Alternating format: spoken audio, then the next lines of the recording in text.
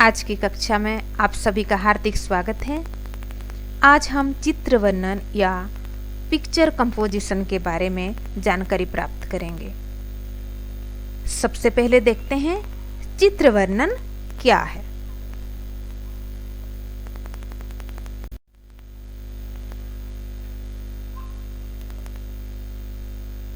किसी चित्र को देखकर उससे संबंधित मन में उठने वाले भावों को अपनी कल्पना शक्ति के माध्यम से अभिव्यक्त करना ही चित्र वर्णन कहलाता है। सरल शब्दों में दिए गए चित्र को देखकर उस चित्र को अपने शब्दों में प्रस्तुत करना ही चित्र वर्णन कहा जाता है।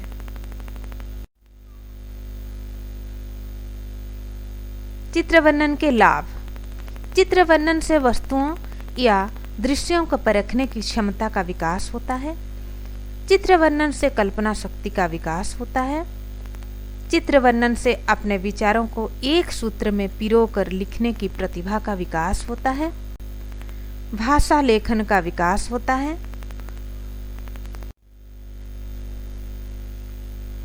चित्र वर्णन का तरीका। सर्वप्रथम चित्र को ध्यान से देखना है। संपूर्ण चित्र किसका है यह बताना है। चित्र में कौन कौन सी क्रियाएं हो रही हैं उन्हें क्रम से लिखना है। फिर चित्र के माध्यम से कही जा रही बात को अपने शब्दों में समझाने का प्रयास करें। अंत में अपने विचार लिखिए। अब चलिए देखते हैं चित्र वर्णन के कुछ उदाहरण। प्रस्तुत चित्र में जल प्रदूषण को प्रभावित करने वाली स्थिति को दर्शाया गया है।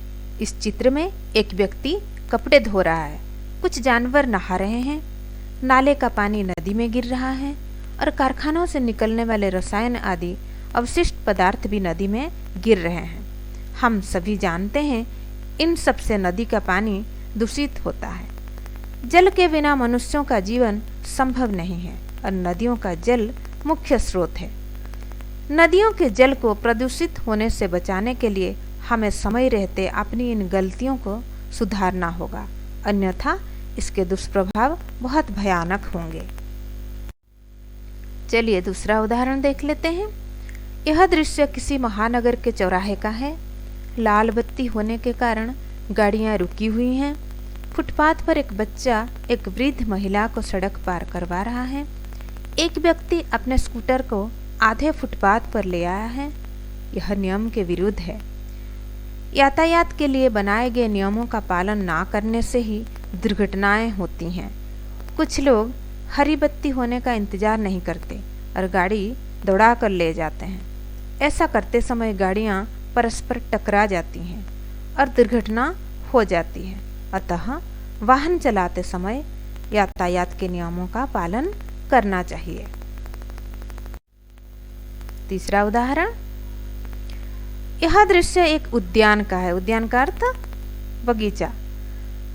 यहाँ किसी विद्यालय के बच्चे और अध्यापक विद्यालय की ओर से पिकनिक मनाने आए हैं। एक अध्यापक बच्चों के खाने के लिए लाए सामान को स्कूल बस से ला रहे हैं और एक अध्यापिका हाथ में फलों की टोकरी लिए एक बालिका को कुछ बता रही है। दो बच्चे सामान रखने में अध्यापकों की मदद कर रहे हैं और कुछ गेंद के साथ खेल रहे हैं। बच्चे बहुत खुश लग रहे हैं। इस तरह विद्यालय द्वारा बच्चों को पढ़ाई के साथ साथ दूसरी गतिविधियों में भी शामिल करना बच्चों के सर्वांगीण विकास में बहुत मदद करता है।